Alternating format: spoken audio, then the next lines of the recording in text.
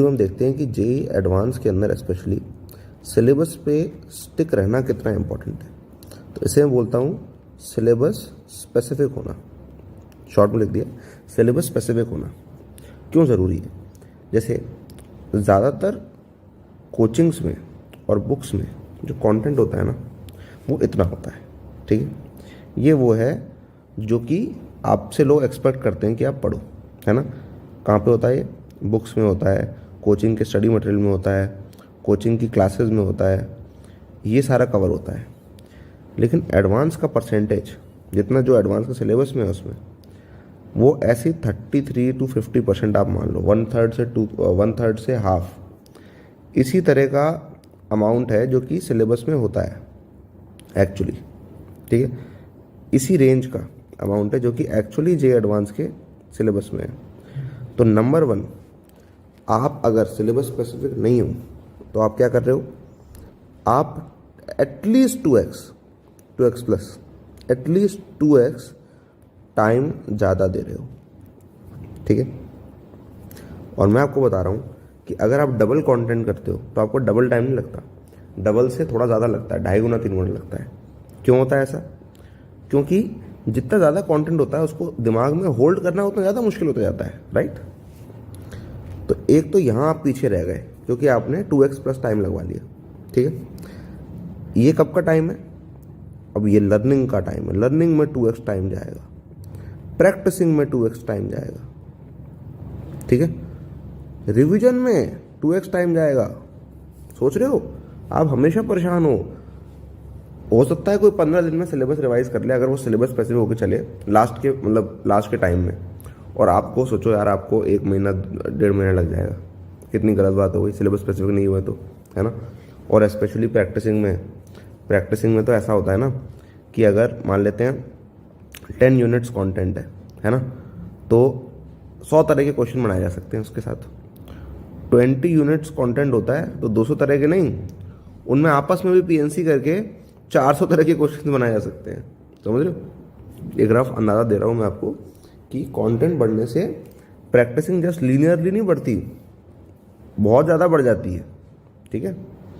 तो मेमोरी को हमको रिड्यूस करके चलना है जितना भी कर सकें हम। तो जितना सिलेबस में है उतनी की अपन मेमोरी गेन करेंगे, ठीक है। Memory should be limited and less, ठीक है। इंटेलिजेंस पे फोकस करते हैं, इंटेलिजेंस पे, ठीक है, कि हमारी सोचने की ताकत बढ़ जाए।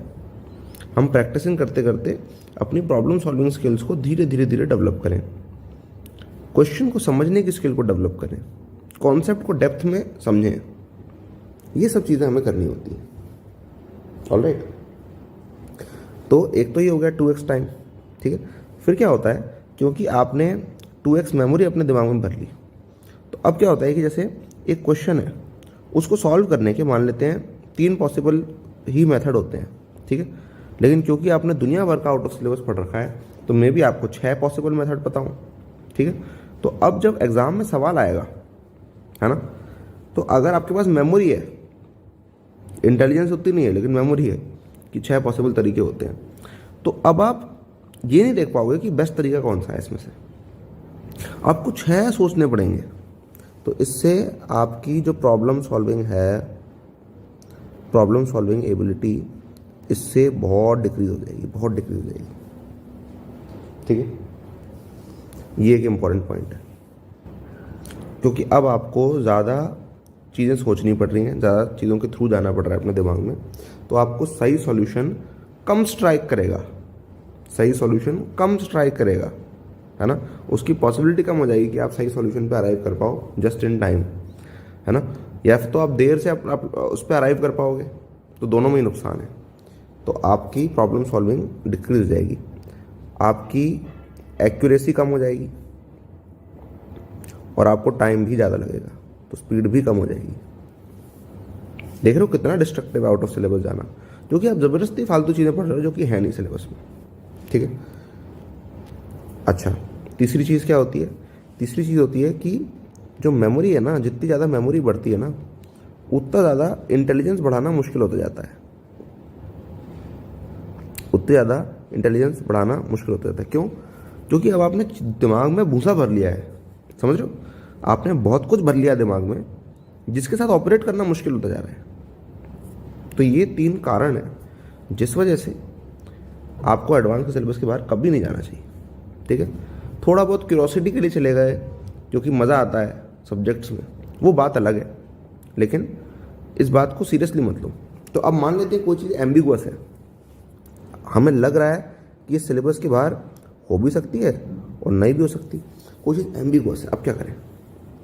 एम्बिगुअस चीज़ों के साथ डील करने का एक तरीका होता है कि अगर वो क्लियर कट एडवांस के सिलेबस में नहीं है तो आप क्या करो, उन्हें रीड करो, उन्हें अंडरस्टैंड करो, ठीक है, लेकिन उसे मेमोराइज मत करो। मेमोराइज मत करो, रीड कर लो, अंडरस्टैंड कर लो, मेमोराइज मत करो। जो चीज़ एडवांस के सिलेबस में लग रहा है कि नहीं है, साफ साफ मेंशन नहीं है, ठीक है, उसको लिटिल प्रैक्टिस कर सकते हो, उसकी लिटिल प्रैक्टिस कर सकते हो, लेकिन बहुत ज़्यादा प्रैक्टिस मत करो उसकी, समझ रहे हो। मैं कहूँ कि मोर प्रैक्टिस मत करो या लार्ज प्रैक्टिस मत करो, ठीक है। और उसको अपने रिवीजन नोट्स में मत ऐड करो, उसके रिवीजन पे बहुत ज़्यादा ध्यान मत दो, ठीक है। रीड कर लो, अंडरस्टैंड कर लो, थोड़ी सी प्रैक्टिस कर लियो, तो जितना याद रह गया, क्योंकि उसकी लो प्रोबेबिलिटी है, समझ रहे हो। तो जो लो प्रोबेबिलिटी इवेंट है ना, लो प्रोबेबिलिटी इवेंट, उसकी अपन हमेशा लेस प्रिपरेशन करेंगे, और जो हाई प्रोबेबिलिटी इवेंट है ना, उसकी हमेशा अपन मोर प्रिपरेशन करेंगे, ठीक है। ये होता है स्ट्रैटेजिक प्रिपरेशन, ठीक है, ये होती है रियल स्ट्रैटेजी। ओके, अब यहाँ पे थोड़ा सा कंट्रोवर्सी टाइम है कि ऐसा होता क्यों है अब कि हमारे स्टडी मटेरियल में, कोचिंग क्लासेस में और बुक्स के अंदर इतना सब कुछ क्यों दे रखा है। फिर अगर सबको मालूम है कि सिलेबस कम है तो ये सब क्यों दे रखा है, मैं आपको बताता हूँ रीज़न। देखो, बुक्स, थोड़ा सा मैं आपको सेल्स एंड मार्केटिंग यहाँ पे बता रहा हूँ, थोड़ा सा 1-2 टिप्स। बुक जितनी मोटी होगी उतनी बिकेगी, राइट, कि पतली बुक बिकेगी। पतली बुक कोई बोले कि भाई ये 900 रुपये की है, बिकेगी? नहीं बिकेगी। मोटी कर दी 3 गुना, 900 रुपये की है, अब जस्टिफाइड है इंडियन कंज्यूमर को, ठीक है। तो इसलिए इंडियन इंसान फंस जाता है और मोटी किताब ले लेता है, और क्योंकि मोटी किताब बिकती है फिर ज़्यादा पैसे लिए जा सकते हैं, तो फिर लोग मोटी किताब बनाते हैं। सेम है आपके कोर्सेज़ के साथ। तो जो कोचिंग्स करती हैं काम, वो क्या करती हैं, वो सिलेबस जो कि 4 से 6 महीने में अगर तरीके से कराते तो हो सकता था, उसको वो खींचेंगे। या चलो आप 4 से 6 महीने आप समझ नहीं पाओगे मेरी बात को, मैं आपको दूसरी वीडियो में बताऊंगा कि क्यों 4 से 6 महीने में हो सकता है, ठीक है, और मैं कैसे करवा रहा हूँ स्टूडेंट्स को अपने हायरिंग अचीवर ट्रेनिंग प्रोग्राम में, ठीक है। ये दूसरी वीडियो के लिए छोड़ देते हैं। लेकिन चलो आप मान लो, आप इसको मान लो 1 साल का, ठीक है। आप अब मीडियोक्रिटी से अभी आप घिरे हुए हो, तो 1 साल ही आपके लिए बहुत फास्ट होगा।